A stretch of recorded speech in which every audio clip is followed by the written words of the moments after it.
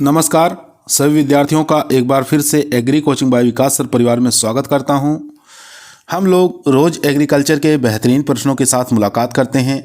जैसा कि आप लोगों को पता है, कृषि विज्ञान से संबंधित जितने भी एग्जाम होते हैं, चाहे आईसीआर हो, BHU, AFO, AAO, agriculture supervisor, can supervisor, agriculture TA, Uttar Pradesh TGT, PGT, AFO, जो भी इस तरीके के एग्ज़ाम होते हैं उनकी तैयारी से संबंधित प्रश्नों को रोजाना लेकर आते हैं।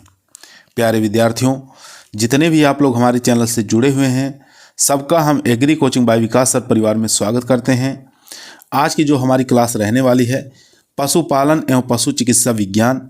इसके अंदर हम गाय, भैंस, भेड़, बकरी, सूअर, मुर्गी और चारा से संबंधित प्रश्नों को सॉल्व करेंगे, जो कि एग्रीकल्चर टीए के एग्ज़ाम के लिए उत्तर प्रदेश पीजीटी, टीजीटी और जो भी कृषि से संबंधित जितने भी एग्ज़ाम होते हैं उनकी तैयारी से संबंधित प्रश्न रहेंगे। तो चलिए शुरू करते हैं अपने फर्स्ट क्वेश्चन से। फर्स्ट क्वेश्चन आपकी स्क्रीन पर आ चुका है दोस्तों। क्वेश्चन को ध्यानपूर्वक पढ़ेंगे और आंसर देंगे। क्वेश्चन कह रहा है अल्पाइन एक नस्ल है। आपको बताना है अल्पाइन जो है एक नस्ल है, किसकी है? बकरी की है, मुर्गी की है, भेड़ की है या ऊँट की है? तो यहाँ पर जो राइट आंसर हो जाएगा दोस्तों वो हो जाएगा ए ऑप्शन। अल्पाइन जो है एक प्रकार की बकरी की नस्ल है। ए ऑप्शन यहाँ पर राइट आंसर हो जाएगा। बकरी की और भी नस्लें हैं जो कि एग्जामों में पूछा जाता है, ठीक है। जैसे यहाँ देखेंगे हिमालयन रीजन की जो बकरियाँ होती हैं, कौन कौन सी प्रमुख नस्लें हैं? एक याद रखना है पाशमीना, एक याद रखना है चेंगू, ठीक है। हिमालयन रीजन की बकरी पूछे तो आपको याद रखना है पाशमीना और चेंगू जो बकरियाँ हैं हिमालयन रीजन है। नॉर्थन रीजन की बात करेंगे तो जमुनापारी, बीटल और बर्बरी, ये 3 बकरियां आपको याद रखना है। ईस्टर्न रीजन की बात करें तो यहाँ पर ब्लैक बंगाल जो बकरी है ये ईस्टर्न रीजन की बकरी है। उसके बाद बात करेंगे एग्जॉटिक ब्रीड्स जो आती हैं, इसके अंदर देखेंगे सानेन आ जाएंगी। सानेन जिसको दूधों की रानी के नाम से जानते हैं, सबसे ज़्यादा पूरे विश्व में दूध देने वाली बकरी है। उसके बाद टोगनबर्ग याद रखेंगे, अल्पाइन याद रखना है, न्यूबियन याद रखना है और एंग्लो न्यूबियन और एंगोरा, ये सब बकरियां जो है एग्जॉटिक ब्रीड्स है। चलते हैं क्वेश्चन नंबर 2 पर। क्वेश्चन नंबर 2 आपकी स्क्रीन पर आ चुका है दोस्तों। क्वेश्चन कह रहा है निम्नलिखित में से कौन सी एक भारतीय गाय की दुधारू नस्ल नहीं है? इसमें से बताना है कौन सी भारतीय गाय की दुधारू नस्ल नहीं है। गिर देखेंगे, गिर एक प्रकार की दुधारू नस्ल है। साहिवाल भी दुधारू नस्ल है। लाल सिंधी ये भी दुधारू नस्ल है। लेकिन यहाँ पर जो अमृत महल नस्ल देख रहे हैं गाय की, ये एक प्रकार की भारवाही नस्ल है, ठीक है। किस प्रकार की है? तो ये भारवाही नस्ल है, याद रखेंगे, एग्जाम में पूछा जाता है। तो ये दुधारू नस्लें आपको 4 याद रखना है। एक साहिवाल, गिर, देवनी और लाल सिंधी, ये 4 जो है नस्लें प्रमुख रूप से दुधारू नस्लें होती हैं जो कि एग्जाम में बार बार पूछा जाता है। क्वेश्चन नंबर देखेंगे 3 दोस्तों। क्वेश्चन कह रहा है NDRI कहाँ पर स्थित है? आगरा में है, करनाल में है, बरेली में है या चंडीगढ़ में है? तो NDRI जो है ये करनाल के अंदर स्थित है। करनाल कहाँ है? हरियाणा के अंदर। याद रखेंगे बी ऑप्शन यहाँ पर राइट आंसर हो जाएगा दोस्तों, ठीक है। यहाँ देख सकते हैं NDRI पूछे करनाल हरियाणा के अंदर, IPRI पूछे कानपुर में, IIVR पूछे तो वाराणसी उत्तर प्रदेश में। क्वेश्चन नंबर देखेंगे 4 नंबर क्वेश्चन कह रहा है दोस्तों टोडा एक प्रजाति है। तो टोडा एक किसकी प्रजाति है? यहाँ गाय की प्रजाति है या शीप भेड़ की प्रजाति है, भैंस की प्रजाति है या बकरी की प्रजाति है? तो टोडा जो है एक प्रकार की भैंस की प्रजाति है। सी ऑप्शन यहाँ पर राइट आंसर हो जाएगा दोस्तों। टोडा, भदावरी, मुर्रा, जाफराबादी, नीली रावी, सूरती, महसाना, ये सब जितनी भी नस्लें होती हैं ये सब भैंस की नस्लें हैं, याद रखेंगे। चलते हैं क्वेश्चन नंबर 5 पर। क्वेश्चन नंबर 5 दोस्तों आपकी स्क्रीन पर आ चुका है। ध्यानपूर्वक पढ़ेंगे, आंसर देंगे। क्वेश्चन कह रहा है जमुनापारी का मूल स्थान बताना है। हरियाणा है, पंजाब है, उत्तर प्रदेश है या इनमें से कोई नहीं? तो जमुनापारी का जो मूल स्थान है दोस्तों वो हो जाएगा उत्तर प्रदेश, ठीक है। उत्तर प्रदेश का कौन सा जिला आपको याद रखना है? इटावा, ठीक है। इटावा जिला उत्तर प्रदेश का। ये जो है जमुनापारी बकरी जो है इसका मूल स्थान यानी कि उत्पत्ति स्थान माना जाता है। ये जो जमुनापारी है एक प्रकार की द्विउद्देशीय बकरी है, ठीक है। द्विउद्देशीय का मतलब होता है उससे मीट भी प्राप्त हो और दूध भी प्राप्त हो, ठीक है। तो ये किस प्रकार के है? द्विउद्देशीय बकरी। यहाँ से भी क्वेश्चन बहुत बार पूछा गया है। क्वेश्चन नंबर देखेंगे 6 नंबर क्वेश्चन आपकी स्क्रीन पर आ चुका है। क्वेश्चन कह रहा है गाय की राठी जो नस्ल है सामान्यतः पाई जाती है हरियाणा राज्य में, बिहार राज्य में, राजस्थान में और पंजाब राज्य में। तो राठी जो है ये प्रमुख जो नस्ल है ये राजस्थान राज्य की है। तो यहाँ पर सी ऑप्शन राइट आंसर हो जाएगा दोस्तों, सी ऑप्शन यहाँ पर राइट आंसर। एग्जाम में यहाँ से भी क्वेश्चन पूछा जाता है, कांकरेज पूछ लेता है। तो कांकरेज कहाँ की है? तो गुजरात का जो कच्छ एरिया है वहाँ का ये उत्पत्ति स्थान माना गया है।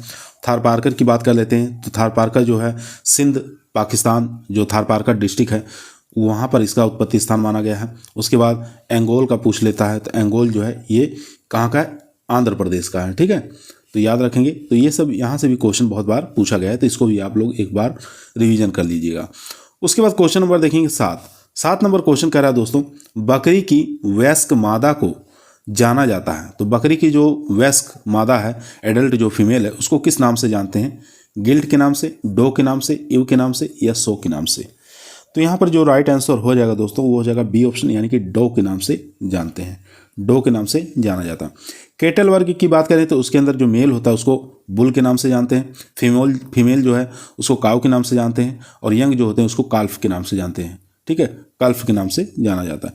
गॉट की बात करें बकरी की, तो मेल जो होते हैं उसको बुक के नाम से जानते हैं, फीमेल जो है डो के नाम से जानते हैं, और इसमें यंग जो होते हैं उसको किड के नाम से जाना जाता है। शिप यानी कि भेड़ की बात करें तो मेल जो होते हैं रम के नाम से जानते हैं, और फीमेल जो होते हैं इसको ईव के नाम से जानते हैं, ईव या डैम कहते हैं, और यहाँ पर यंग जो है उसको लैम्ब के नाम से जाना जाता है। पिग यानी कि सुअर की बात करें तो बोर कहते हैं इसको मेल को, और फीमेल को सो कहते हैं, और यंग जो इसके पिग के होते हैं उसको पिगलेट के नाम से जानते हैं। ठीक है, याद रखेंगे। क्वेश्चन नंबर 8 आपकी स्क्रीन पर आ चुका है। क्वेश्चन कह रहा है बछड़े में सींग शोधन होना चाहिए। तो बछड़े में सींग शोधन कितने दिन पर होना चाहिए? 10 दिन की उम्र पर कर देना चाहिए, या 1 माह की उम्र पर करना चाहिए, 2 माह की उम्र पर करना चाहिए, या 1 साल की उम्र पर करना चाहिए। तो बछड़े में जो सींग रोधन है यह क्रिया 10 से 15 दिन के अंदर कर देना चाहिए। तो यहाँ पर ए ऑप्शन हमारा राइट आंसर हो जाएगा दोस्तों, ए ऑप्शन यहाँ पर राइट आंसर हो जाएगा। बछड़े यानी कि गाय का जो बच्चा होता है उसमें सींग रोधन की क्रिया 10 दिन के अंदर कर देना चाहिए। चलते हैं क्वेश्चन नंबर 9 पर। दोस्तों यदि आप लोगों को एग्रीकल्चर टीए के एग्ज़ाम में सिलेक्शन लेना है या उत्तर प्रदेश टीजीटी पीजीटी के एग्ज़ाम में सिलेक्शन लेना है तो ईमानदारी के साथ चैनल को जरूर सब्सक्राइब करें। यह आपका परिवार है जो सरकारी नौकरी की तरफ ले जाएगा। क्वेश्चन नंबर 9 आपकी स्क्रीन पर आ चुका है। क्वेश्चन कह रहा है द्विकाजी बकरी की नस्ल है, तो इसमें से बताना है डबल पर्पज वाली ब्रीड्स गोट की कौन सी है? बर्बरी है, जमुनापारी है, या मारवाड़ी है, या बैतूर है? तो यहाँ पर जो राइट आंसर हो जाएगा दोस्तों वो हो जाएगा बी ऑप्शन, यानी कि जमुनापारी जो है ये द्विकाजी नस्ल की बकरी है। बी ऑप्शन यहाँ पर राइट आंसर हो जाएगा। यहाँ देख सकते हैं बकरी की द्विकाजी जो नस्ल है, एक तो जमुनापारी आपको याद रखना है, एक सिरोही याद रखना है। एक काजी पूछे एग्जाम में तो बर्बरी याद रखना है, मारवाड़ी याद रखना है, बोर याद रखना है, और बैतूर याद रखना है। ये सब एक काजी बकरियाँ हैं। उसके बाद क्वेश्चन नंबर 10 काफ़ी मोस्ट और इम्पोर्टेंट क्वेश्चन है जो कि एग्जाम में बहुत बार पूछा गया है। भेड़ की सबसे ऊंची नस्ल आपको बताना है कौन सी है? नेलोर है, बीकानेरी है, डिकानी है, और नीलगिरी है। तो इन चारों में से बताइए कौन सा राइट आंसर हो जाएगा। तो यहाँ पर नेलोर जो बकरी है, भेड़ है, ये कैसी है? सबसे ऊंची भेड़ की नस्ल है। ठीक है, ए ऑप्शन यहाँ पर राइट आंसर हो जाएगा दोस्तों। यहाँ देखेंगे भारत की सबसे ऊंची भेड़ की नस्ल जो है नेलोर है। अगर पूरे विश्व की पूछे तो विश्व की सबसे बड़ी भेड़ की नस्ल जो है सफोल्क है। ठीक है, यहाँ याद रखना है सफोल्क, ये पूरे विश्व की हो जाएगी। दोनों में से एक क्वेश्चन जरूर एग्जाम में पूछा जा सकता है, याद रखेंगे। क्वेश्चन नंबर 11 बकरी की एक नस्ल जो कि बकरियों में जर्सी के नाम से प्रसिद्ध है। तो बकरी की एक ऐसी कौन सी नस्ल है जो बकरियों के अंदर जर्सी के नाम से इसको जाना जाता है? न्यूबियन को, सानेन को, अंगोरा को, या अल्पाइन को? तो यहाँ पर जो राइट आंसर हो जाएगा न्यूबियन को। ठीक है, ए ऑप्शन यहाँ पर राइट आंसर हो जाएगा। एग्लो न्यूबियन को हम जर्सी के नाम से जानते हैं, याद रखेंगे। यहाँ देख सकते हैं बकरी की एक नस्ल जो बकरियों को जर्सी के नाम से जाना जाता है उसका नाम क्या है? एग्लो न्यूबियन के नाम से हम जानते हैं। सानेन जो बकरी होती है इसको किस नाम से जानते हैं? दूधों की रानी के नाम से जाना जाता है, याद रखेंगे। क्वेश्चन नंबर देखेंगे 12 नंबर काफ़ी मोस्ट और इंपॉर्टेंट क्वेश्चन है दोस्तों। क्वेश्चन कह रहा है मुर्गी के शरीर का तापक्रम होता है 40 degree Fahrenheit, 50 degree Fahrenheit, 98 degree Fahrenheit, या 160 डिग्री फ़ारेनहाइट। तो मुर्गी का जो टेम्परेचर होता है फ़ारेनहाइट की बात करें तो 105 से लेकर 107 डिग्री फ़ारेनहाइट तक होता है। ठीक है, अगर सेंटीग्रेड की बात करें तो सेल्सियस में भी आपको याद रखना है। तो मुर्गी का जो सेंटीग्रेड में पूछे तो 41.7 होता है और फ़ारेनहाइट में पूछे 105 से 107 डिग्री फ़ारेनहाइट होता है। गाय का अगर पूछे तो 38.5 डिग्री सेंटीग्रेड होता है, फ़ारेनहाइट में 101.5 होता है। भैंस की बात करें तो 37.5 होता है और फ़ारेनहाइट की बात करें 100 डिग्री फ़ारेनहाइट होता है। क्वेश्चन नंबर देखेंगे 13 नंबर क्वेश्चन कह रहा है भेड़ के बच्चा देने की क्रिया को किस नाम से जानते हैं? किडिंग के नाम से जानते हैं, लैम्बिंग के नाम से, टपिंग के नाम से या फेरोइंग के नाम से जाना जाता है। तो यहाँ पर जो राइट आंसर हो जाएगा दोस्तों बी ऑप्शन, यानी कि लैम्बिंग के नाम से जानते हैं। भेड़ के बच्चा देने की क्रिया क्या कहलाती है? लैम्बिंग कहलाती है। बी ऑप्शन यहाँ पर राइट आंसर हो जाएगा दोस्तों। यहाँ से भी बहुत बार क्वेश्चन बन सकते हैं। भेड़ में बच्चा देने की क्रिया लैम्बिंग कहते हैं तथा इसके बच्चे को हम लैम्ब के नाम से जानते हैं। गाय में बच्चा देने की क्रिया को कल्विंग के नाम से जानते हैं तथा इनके बच्चे को हम काल्फ के नाम से जानते हैं। ठीक है, बकरी में बच्चा देने की क्रिया किडिंग कहलाती है और बच्चे को हम किड के नाम से जानते हैं। चलते हैं क्वेश्चन नंबर 14 पर। क्वेश्चन नंबर दोस्तों 14 आपकी स्क्रीन पर आ चुका है। क्वेश्चन कह रहा है सूकर में गर्भधारण की समयावधि बताना है। ठीक है, गेस्टेशन पीरियड बताना है सूअर में 114 दिन का, 148 दिन का, 160 दिन या 280 दिन। तो गेस्टेशन पीरियड जो सूअर का होता है वो होता है 114 दिन। यहाँ पर ए ऑप्शन हमारा राइट आंसर हो जाएगा दोस्तों। यहाँ पर देखेंगे सूअर का 114 दिन का होता है, ऊँट का 391 आपको याद रखना है, भेड़ में 148, बकरी में 150। इसके बाद भैंस का आप लोगों को याद ही होगा 307 से लेकर 310 दिन याद रखना है और यहाँ पर गाय का आपको याद रखना है 280 से लेकर 282 दिन। तो इन सब क्वेश्चनों को आप लोग एक बार जरूर पढ़िएगा क्योंकि यहाँ से भी टीए के एग्जाम में काफ़ी ज़्यादा क्वेश्चन पूछा गया है। क्वेश्चन नंबर देखेंगे 15 नंबर क्वेश्चन कर रहा है द्विकाजी गाय की नस्ल बताना है। तो द्विकाजी डबल पर्पज ब्रीड्स काऊ की बताना है। थारपारकर है, साहिवाल है, सिंध है या गिर है। तो यहाँ पर राइट आंसर हो जाएगा साहिवाल। बी ऑप्शन यहाँ पर राइट आंसर हो जाएगा दोस्तों। साहिवाल, कांकरेज, राठी, थारपारकर, अंगोल, मेवाती, ये सब जो जितनी नस्लें हैं ये द्विकाजी नस्लें हैं। आप लोग याद कर लेंगे इसको। क्वेश्चन नंबर देखेंगे 16 नंबर क्वेश्चन कर रहा है डॉक्टर वी कुरियन किस क्षेत्र से संबंधित हैं? पशुपालन से, डेयरी दुग्ध उत्पादन से, मत्स्य विभाग से या चारा फसल उत्पादन से। तो डॉक्टर वी कुरियन को सब लोग जानते हैं, किससे संबंधित हैं? डेयरी यानी कि दुग्ध उत्पादन से। बी ऑप्शन यहाँ पर राइट आंसर हो जाएगा दोस्तों। यहाँ देखेंगे बहुत बार एग्जाम में पूछा गया है क्वेश्चन यहाँ से। राष्ट्रीय डेयरी विकास बोर्ड की स्थापना डॉक्टर वर्गीस कुरियन ने की थी तथा भारतीय डेयरी निगम के अध्यक्ष भी रहे। इन्होंने ऑपरेशन फ्लड नामक परियोजना का क्रियान्वयन किया था जिसे हम श्वेत क्रांति के नाम से जानते हैं। इन्हें श्वेत क्रांति के जनक के रूप में भी जाना जाता है। ऑपरेशन फ्लड जो है 3 ऑपरेशन फ्लड चलाए गए थे। प्रथम ऑपरेशन फ्लड जो है प्रथम चरण 1970 से लेकर 1980, ये एग्जाम में पूछा गया बहुत बार कि प्रथम चरण ऑपरेशन फ्लड कब चलाया गया था। तो सन आपको दे देगा, उसमें से बताना रहता है कि कौन से सन में चलाया गया था। तो प्रथम आपको चरण याद रखना है 1970 से 1980।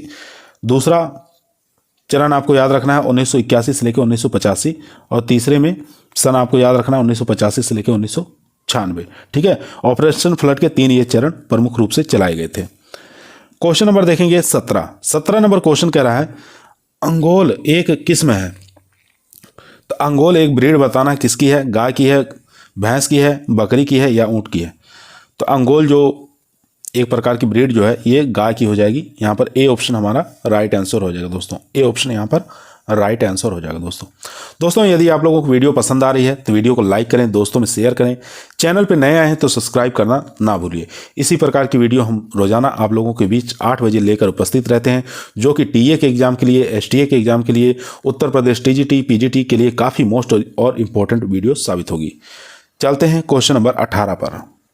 यहाँ पे देखेंगे गाय की कुछ जातियाँ हैं, उनको आपको याद रखना है, जो कि एग्जाम में पूछा जाता है। तो गाय की जातियाँ जो हैं साहिवाल, लाल सिंधी, गिर, हरियाणा, थारपारकर, अंगोल, मेवाती, राठी, ये सब गाय की प्रजातियां हो जाएंगी। उसके बाद भैंस की जातियां देखेंगे मुर्रा है, नीली रावी, जाफराबादी, महसाना, भदावरी, सूरती, नागपुरी, ये सब भैंस की जातियां हैं।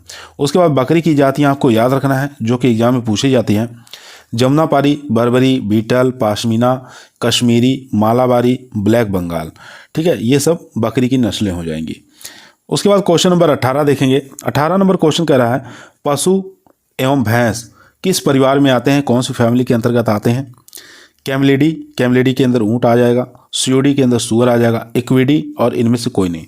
तो यहाँ पर हमारा डी ऑप्शन हो जाएगा, क्योंकि गाय और भैंस ये सब जो है ये बोएडी फैमिली के अंतर्गत आते हैं। ठीक है, तो यहाँ पर बोएडी फैमिली दिया नहीं था ऑप्शन में, इसलिए डी ऑप्शन यहाँ पर राइट आंसर हो जाएगा। दोस्तों यहाँ देख सकते हैं कि गाय जो है इसकी फैमिली जो है बोएडी है, भैंस की बोएडी है, भेड़ की देखेंगे बोएडी है, बकरी की बोएडी है, सुअर की सुएडी है और ऊँट की कैमलिडी है।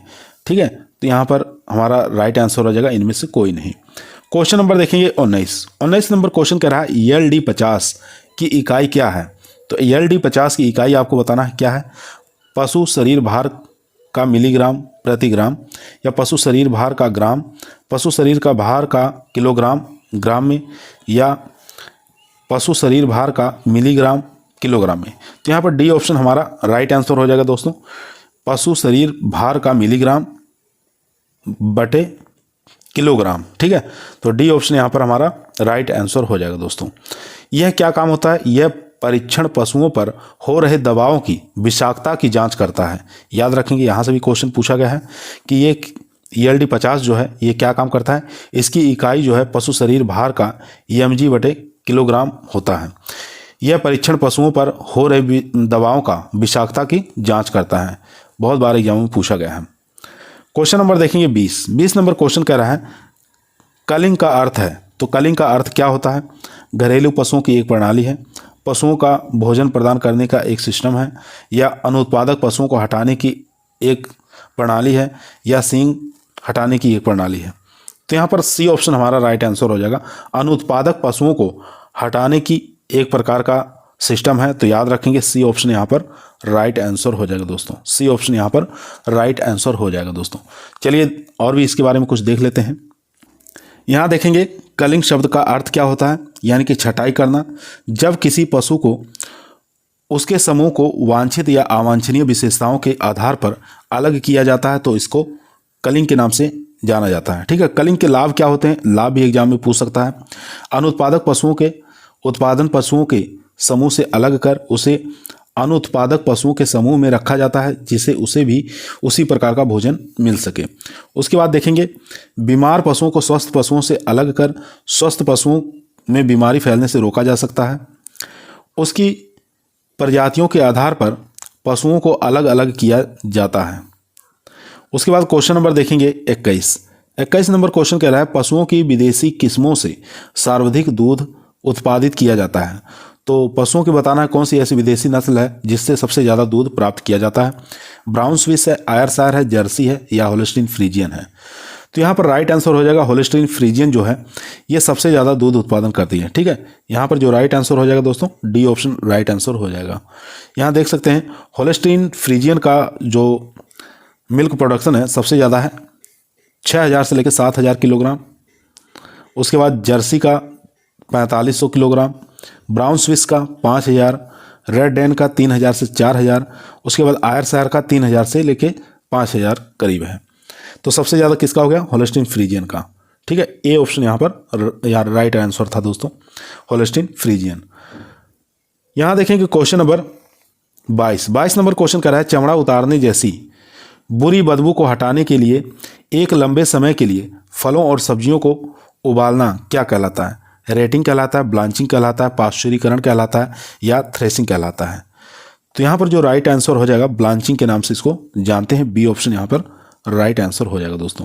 यहाँ देख सकते हैं ब्लांचिंग जब फल और सब्जियों रखे रहने से सूक्ष्म जीवों के आक्रमण के कारण बदबू करने लगता है, तो उस बदबू को हटाने के लिए फल और सब्जियों को काट कर गर्म पानी में 2% नमक के घोल में कुछ देर तक गर्म करते हैं, तो उसे हम ब्लांचिंग की क्रिया के नाम से जानते हैं। क्वेश्चन नंबर देखेंगे 23 नंबर क्वेश्चन कर रहा है भेड़ का औसत जीवन काल कितना होता है। तो भेड़ का औसत जीवन काल आपको बताना है कितना होता है, 7 से 8 वर्ष, या 10 से 12 वर्ष, 12 से 15 वर्ष, या 15 से 17 वर्ष। तो यहाँ पर जो राइट आंसर हो जाएगा 10 से 12 वर्ष। बी ऑप्शन यहाँ पर राइट आंसर हो जाएगा दोस्तों।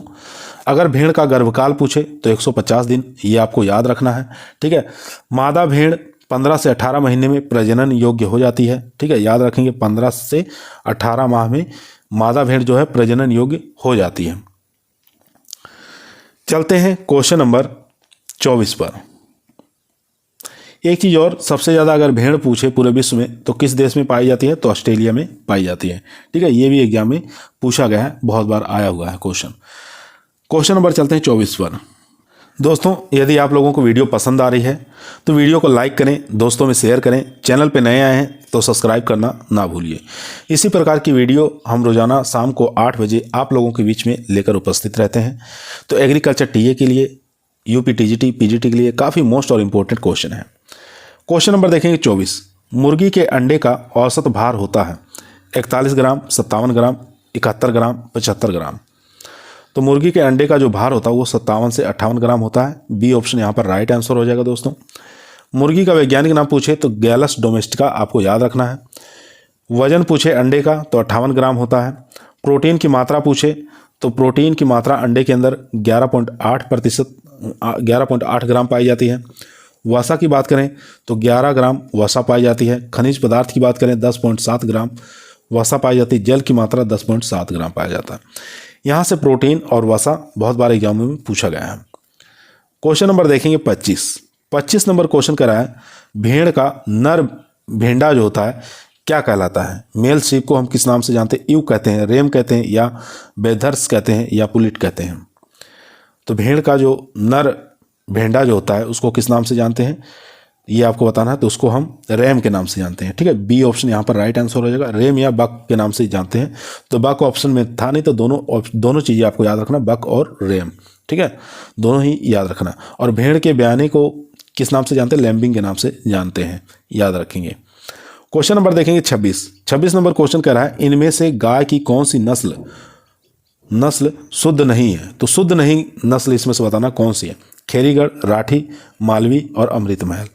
तो यहाँ पर बी ऑप्शन राइट आंसर हो जाएगा। राठी जो है एक प्रकार की संकर ब्रीड है। ठीक है, द्विकाजी नस्ल है, संकर ब्रीड है और 800 से लेकर 1100 लीटर प्रति ब्यांत दुग्ध उत्पादन होता है।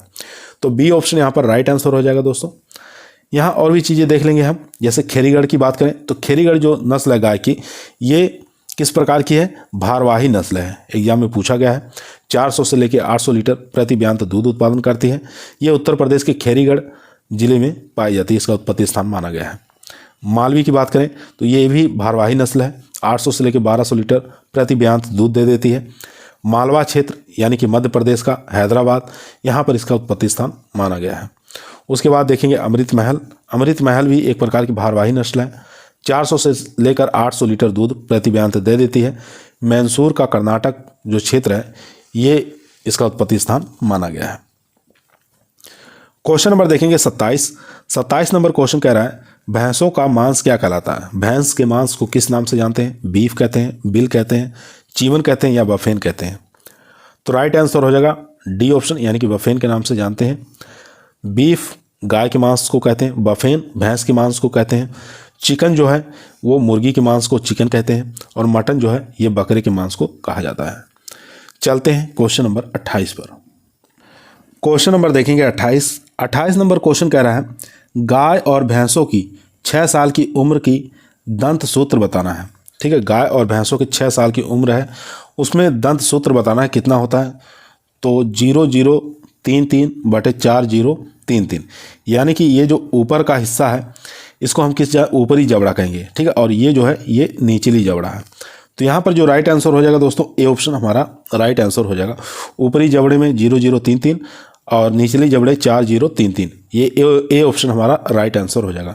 यहाँ हम बढ़िया से एक बार इसको समझ लेंगे किस प्रकार से ये समझ सकते हैं हम। यहाँ देख सकते हैं 0033/4033, ये जो है ये 0033 जो है ये ऊपरी जबड़े हैं, और उसके बाद ये जो 4033 है ये निचली जबड़े हैं। यहाँ पर देखेंगे कृंतक दांत जो पाए जाते हैं वो निचली जबड़े में पाए जाते हैं। ऊपर के जबड़ों में कृंतक दांत नहीं पाए जाते, निचली जबड़ों में पाए जाते हैं वो 4 पाए जाते हैं। कैनिन कितने होते हैं? जो तीखे दांत होते हैं वो 0 होते हैं। ऊपर भी 0, ऊपरी जबड़े में भी 0 पाए जाते हैं। और उसके बाद प्री मोलर की बात करें, प्री मोलर नीचे भी 3 पाए जाते हैं और ऊपरी जबड़ों में भी 3 पाए जाते हैं। और चौड़नक मोलर जो दांत होते हैं वो भी ऊपर 3 पाए जाते हैं और नीचे भी 3 पाए जाते हैं। ठीक है, यहाँ देख सकते हैं प्री मोलर कितने हैं? निचली जबड़ों में 3 है और ऊपर वाले जबड़ों में भी 3 है। और मोलर की बात करें, ऊपर भी 3 है और निचली जबड़ों में भी 3 है। तो ये सूत्र हमारा इसमें हो जाएगा, यानी कि गाय और भैंस 6 वर्ष का है तो उम्र उसकी ज्ञात करना है, तो ये सूत्र द्वारा हम ज्ञात कर सकते हैं। चलते हैं क्वेश्चन नंबर 29 पर। 29 नंबर क्वेश्चन आपकी स्क्रीन पर आ चुका है। क्वेश्चन कर रहा है, निम्न में से कौन सी गाय की द्विकाजी नस्ल है? द्विकाजी नस्ल आपको बताना है, गाय की कौन सी है? केनकेथा है, हरियाणा है, खिलारी है या राठ है? तो यहाँ पर जो राइट आंसर हो जाएगा हरियाणा। हरियाणा जो नस्ल है ये द्विकाजी जो नस्ल है, याद रखेंगे, बहुत बार ये क्वेश्चन आ चुका है। यहाँ पर दोबारा हम देख लेंगे एक बार, द्विकाजी नस्लें कौन कौन सी हैं?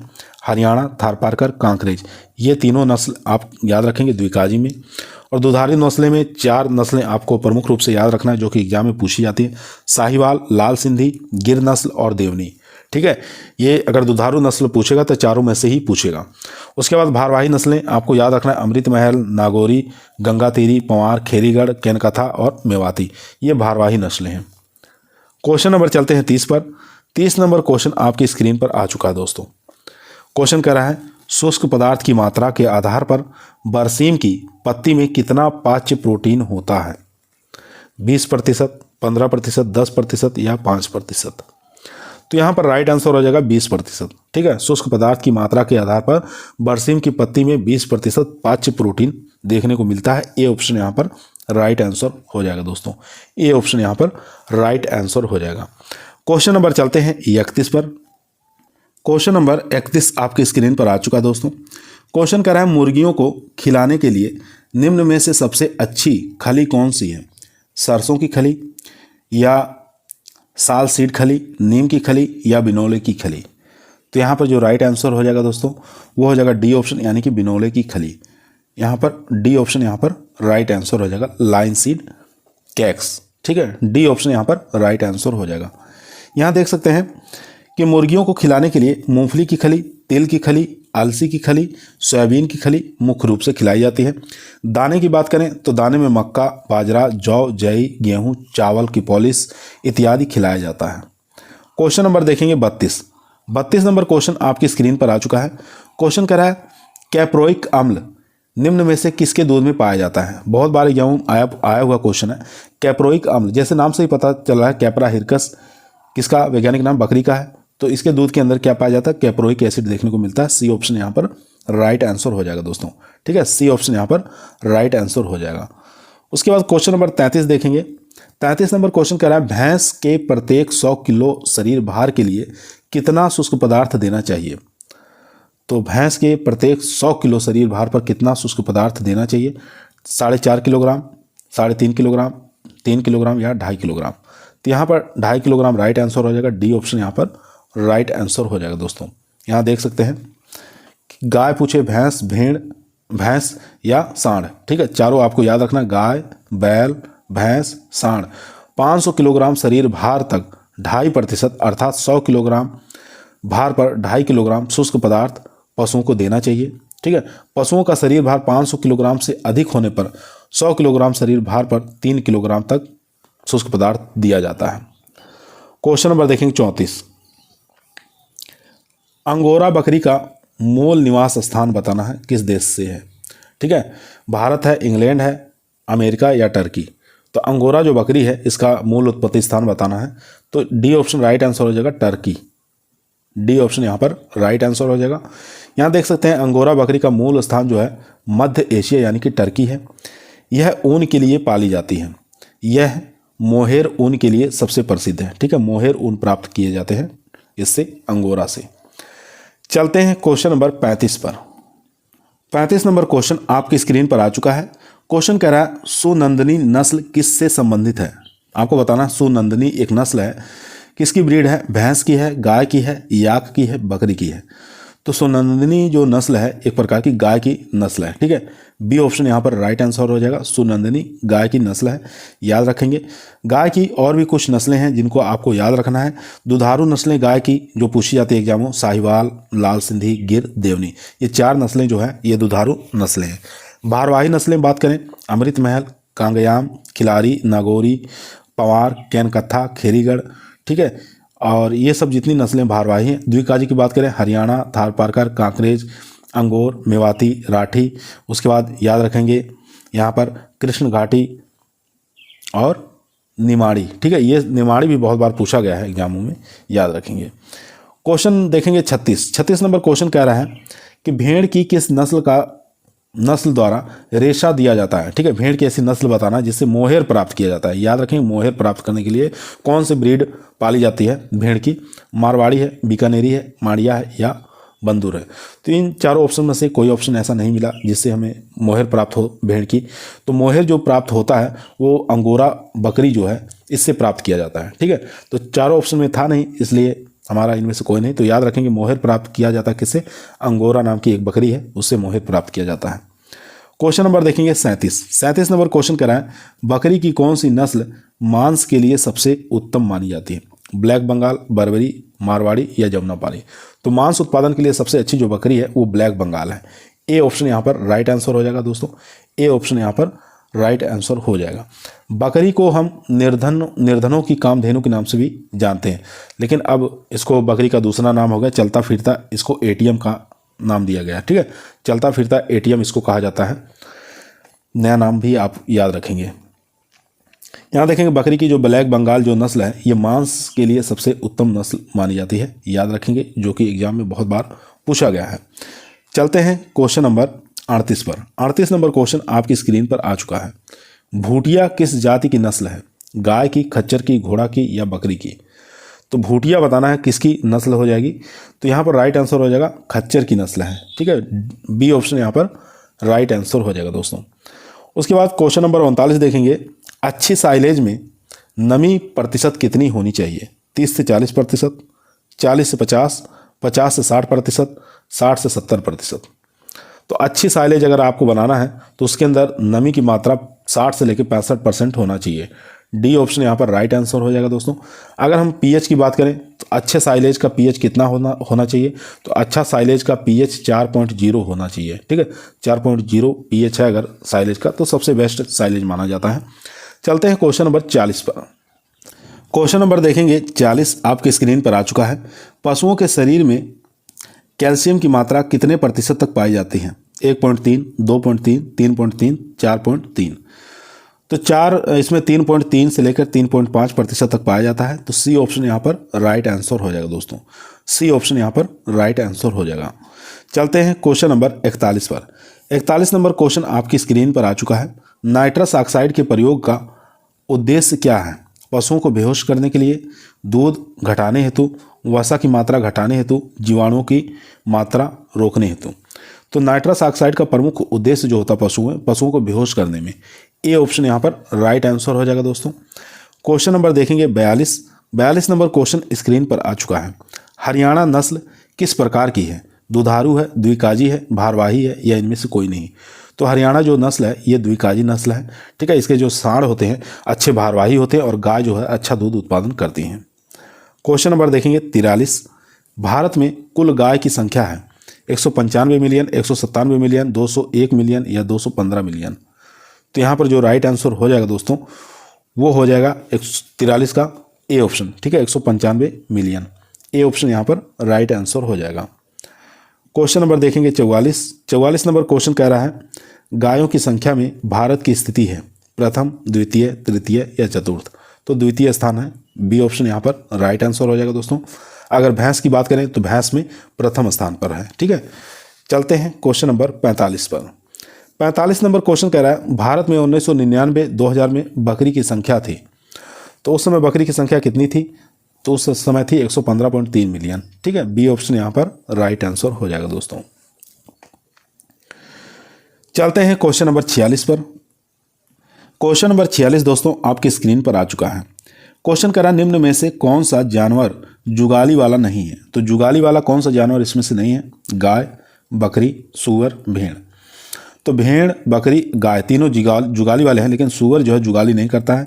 सी ऑप्शन इसलिए राइट आंसर हो जाएगा दोस्तों। यहाँ देखेंगे जुगाली करने वाले पशु गाय, बकरी, भेड़, ऊँट, ये सब जुगाली करने वाले पशु होते हैं।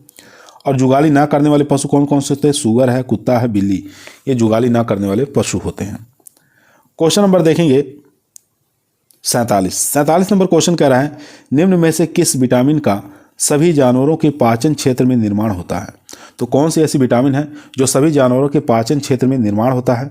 Vitamin A, vitamin B, vitamin C, vitamin के।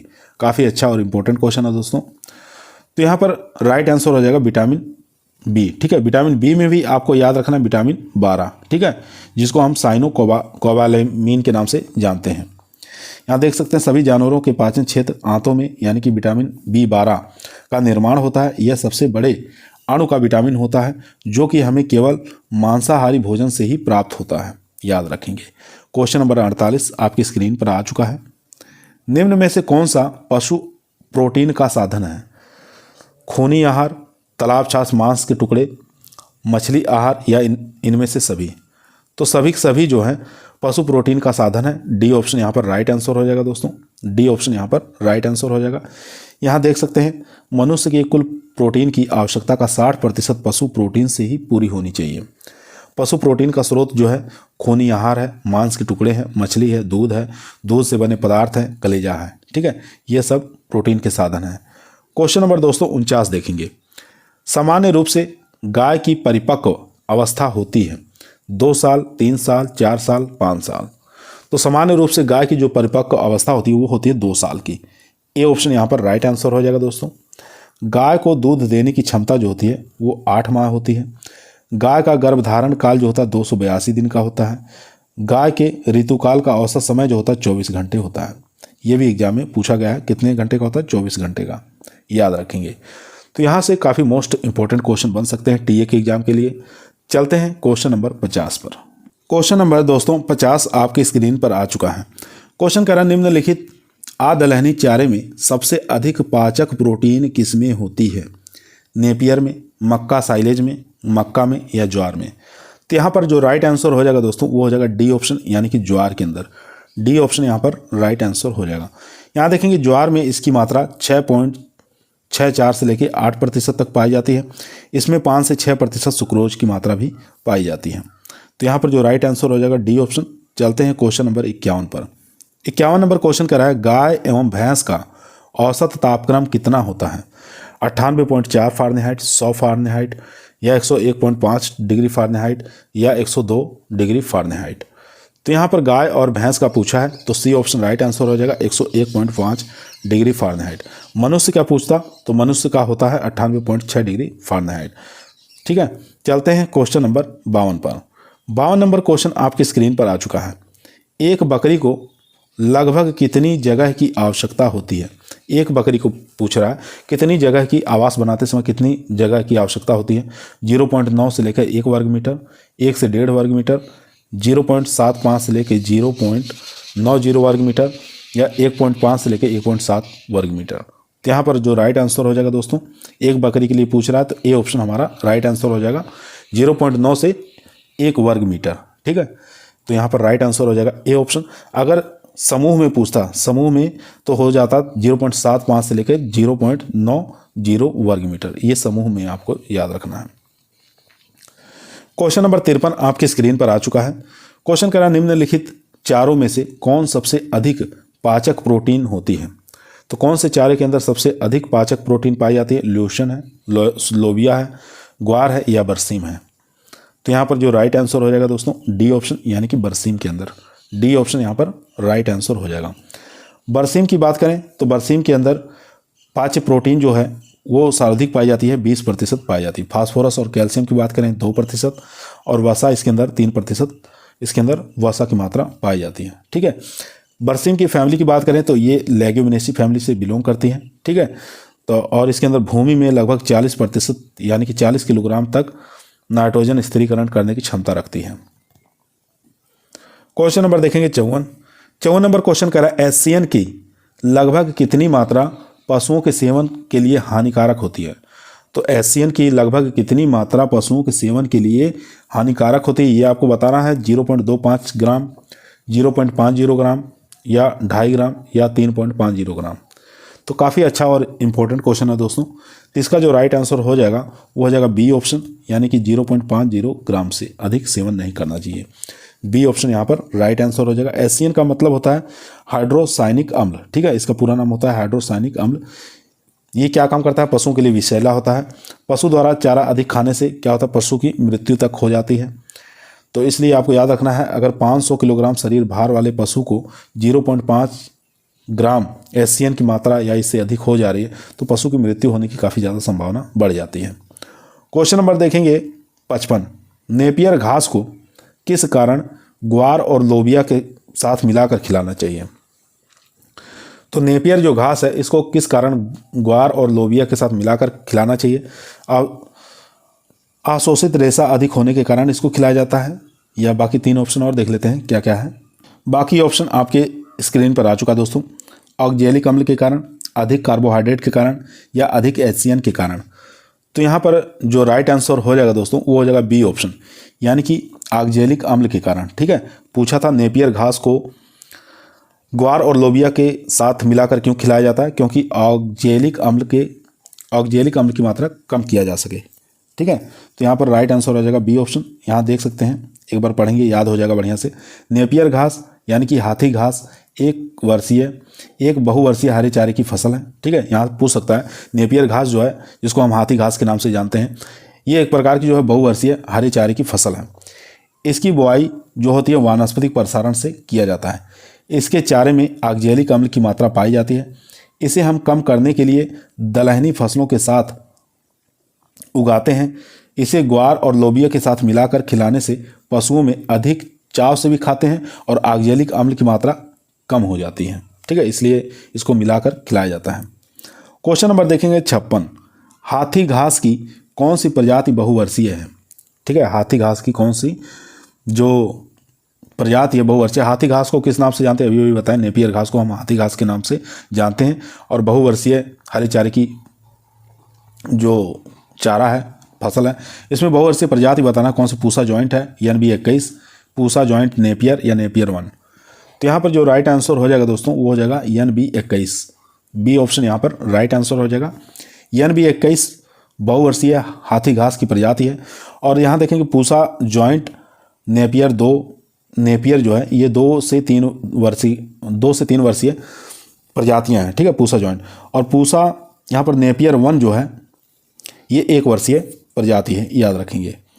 क्वेश्चन नंबर देखेंगे 57 नंबर क्वेश्चन कह रहा है साइलेज के किण्वीकरण में यूरिया की हानि कितने प्रतिशत से अधिक नहीं होनी चाहिए। काफ़ी अच्छा इंपॉर्टेंट क्वेश्चन है। 20 से 22, 15 से 18, 10 से 12, या 8 से 10। तो 57 का जो राइट आंसर हो जाएगा दोस्तों वो हो जाएगा 10 से 12%। सी ऑप्शन यहाँ पर राइट आंसर हो जाएगा। सी ऑप्शन यहाँ पर राइट आंसर हो जाएगा। अब यहाँ देखेंगे साइलेज कैसे बनाया जाता है। साइलेज हरे चारे के लंबे समय तक सुरक्षित रखने की एक क्रिया है। इसमें हरे चारे को जमीन के अंदर गड्ढों में दबा देते हैं जिससे ऑक्सीजन अंदर प्रवेश ना कर सके। दबाने के 48 घंटे बाद इसमें किण्वन प्रारंभ हो जाता है, जिसमें शर्करा का लैक्टिक अम्ल में परिवर्तित हो जाता है। इससे जो चारा होता है वो काफ़ी मुलायम हो जाता है और भूरे कलर का हो जाता है। इस प्रक्रिया में यूरिया की जो हानि होती है वो 10 से लेकर 12% से अधिक नहीं होनी चाहिए। यह किण्वन लगभग 2 हफ्तों में पूरा हो जाता है। ठीक है, 2 हफ्ते समय लगता है, 2 हफ्ते में ये कंप्लीट हो जाता है, याद रखेंगे। यहाँ से भी क्वेश्चन पूछ सकता है कितने हफ्ते का समय लगता है, 2 हफ्ते। क्वेश्चन नंबर देखेंगे 58। लोबिया की चारे की प्रजाति नहीं है, इसमें से बताना लोबिया की कौन सी चारे की प्रजाति नहीं है। रशियन जॉइंट के 585, सिरसा 10, आज़ाद 1। तो यहाँ पर जो राइट आंसर हो जाएगा दोस्तों वो हो जाएगा डी ऑप्शन, यानी कि आज़ाद 1। डी ऑप्शन यहाँ पर राइट आंसर हो जाएगा। यहाँ देखेंगे लोबिया की आज़ाद 1 जो है ये चारे की प्रजाति नहीं है, बाकी शेष जितनी भी है ये सब चारे की प्रजातियाँ हैं। क्वेश्चन नंबर देखेंगे 59 नंबर क्वेश्चन करा है निम्नलिखित में से कौन सी प्रजाति जई की है। K12, नवीन, ELD 491, कैंट। तो जई की प्रजाति कैंट हो जाएगी। यहाँ पर डी ऑप्शन यहाँ पर राइट आंसर हो जाएगा दोस्तों। के जो 12 आप देख रहे हैं ये किसकी प्रजाति है, उर्द की प्रजाति है। ठीक है, और नवीन यहाँ पर जो देख रहे हैं नवीन जो है ये मटर की प्रजाति है, ELD 491 जो है ये कपास की प्रजाति है। इन सबको आपको याद रखना है जो एग्जाम में पूछा जाता है। क्वेश्चन नंबर 60 देखेंगे, बरसीम का बीज प्रति हेक्टेयर कितना लगता है? 18 से 22 किलोग्राम, 25 से 30 किलोग्राम, 30 से 35 या 15 से 20 किलोग्राम। तो बरसीम का जो बीज है प्रति हेक्टेयर कितना लगता है? तो यहाँ पर जो राइट आंसर हो जाएगा 25 से 30 किलोग्राम। बी ऑप्शन यहाँ पर राइट आंसर हो जाएगा दोस्तों।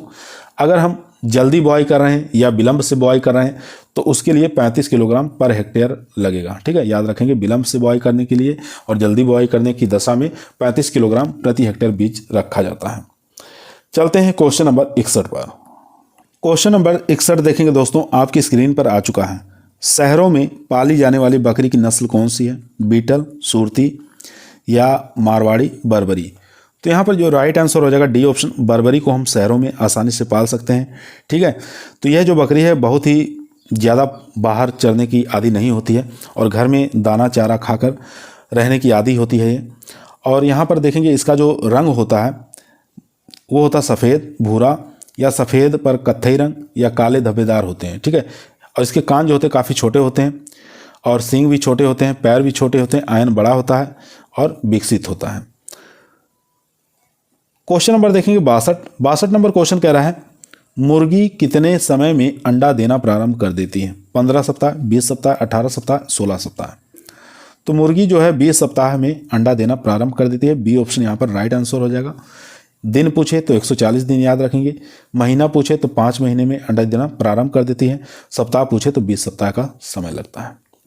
क्वेश्चन नंबर देखेंगे 63 नंबर क्वेश्चन कह रहा है, निम्न में से कौन गाय की द्विकाजी या दुग्धशाला प्रजाति नहीं है? यानी कि दुधारू नस्ल इसमें से कौन सी नहीं है? साहिवाल दुधारू नस्ल है, सिंधी ये भी है, गिर भी है, देवनी है, ये सब जितनी भी नस्लें चारों ये दुधारू नस्लें होती हैं। तो इसमें से पूछा कौन सी नहीं है। ठीक है, तो नागौरी जो है ये भारवाही नस्ल है। सी ऑप्शन यहाँ पर राइट आंसर हो जाएगा दोस्तों, सी ऑप्शन यहाँ पर राइट आंसर हो जाएगा। यहाँ देखेंगे दुधारू नस्लें जो गाय की हैं वो कौन कौन सी हैं? साहिवाल, लाल सिंधी, गिर, देवनी, ये चारों आपको याद रखना है दुधारू नस्लें। द्विकाजी की बात करें, हरियाणा, थारपारकर, कांकरेज, ये द्विकाजी नस्लें हैं। भारवाही नस्लें आपको याद रखना है, अमृत महल, नागौरी, खेरीगढ़, मेवाती, कैन कथा, पवार, गंगातीरी। ठीक है, ये सब नस्लें भारवाही नस्लें हैं। उसके बाद क्वेश्चन नंबर देखेंगे 64 नंबर क्वेश्चन आज के इस वीडियो का लास्ट क्वेश्चन रहेगा दोस्तों। थारपारकर गाय की प्रजाति है, दुधारू नस्ल है, कामकाजी नस्ल है या द्विकाजी है या इनमें से कोई नहीं? तो थारपारकर जो गाय की जो नस्ल है वो दुधारू नस्ल है। ठीक है, याद रखेंगे दुधारू नस्ल है। सी ऑप्शन यहाँ पर राइट आंसर हो जाएगा। दुधारू नस्लें आपको बता दिए हैं कौन कौन सी होती हैं। यहाँ दुधारू नस्ल नहीं है दोस्तों, एक मिनट सॉरी, यहाँ पर द्विकाजी नस्ल रहेगा। ठीक है, दुधारू नस्ल आपको बताएं कौन कौन सी होती हैं। साहिवाल, लाल सिंधी, गिर और देवनी, ये दुधारू नस्लें होती हैं। और द्विकाजी नस्लें अभी अभी बताए हैं। द्विकाजी नस्लें कौन कौन सी होती हैं? द्विकाजी नस्लें में आपको याद रखना हरियाणा नस्ल, कांकरेज नस्ल। ठीक है, ये सब। और भारवाही नस्ल जो होती हैं अमृत महल, नागौरी, गंगातीरी, पंवार, खेरीगढ़, कैन कथा, मेवाती, ये सब भारवाही नस्लें होती हैं। और विदेशी नस्लें कभी कभी पूछ लेता है, विदेशी नस्लों के भी नाम आपको याद होना चाहिए। जर्सी है, होल्स्टीन फ्रीजियन है, आयरशायर, ब्राउन स्विस, ये सब विदेशी नस्लें हैं। ठीक है, जैसे नाम से ही पता चलता है कि विदेशी नस्लें जर्सी हो गया, Holstein Friesian, Ayrshire, brown Swiss. ठीक है, याद रखेंगे। तो यहाँ पर सी ऑप्शन हमारा राइट आंसर था दोस्तों, सी ऑप्शन राइट आंसर, यानी कि द्विकाजी नस्ल है थारपारकर। आज की वीडियो हमारी यहीं समाप्त हुई। आप लोगों को कैसी लगी कमेंट के अंदर बताइएगा। अच्छी लगी हो तो लाइक करें, दोस्तों में शेयर करें, चैनल पे नए आए हैं तो सब्सक्राइब करना ना भूलिए। कल की वीडियो में 64 से आगे प्रश्न जितने भी रहेंगे उसको लेकर आएंगे, जो कि एग्ज़ाम के दृष्टि से यानी टीए है और UP, TGT, PGT, STA exam के लिए काफ़ी मोस्ट और पावरफुल क्वेश्चन साबित होंगे। तो सभी लोगों को धन्यवाद। कल फिर मुलाकात करते हैं शाम को 8 बजे।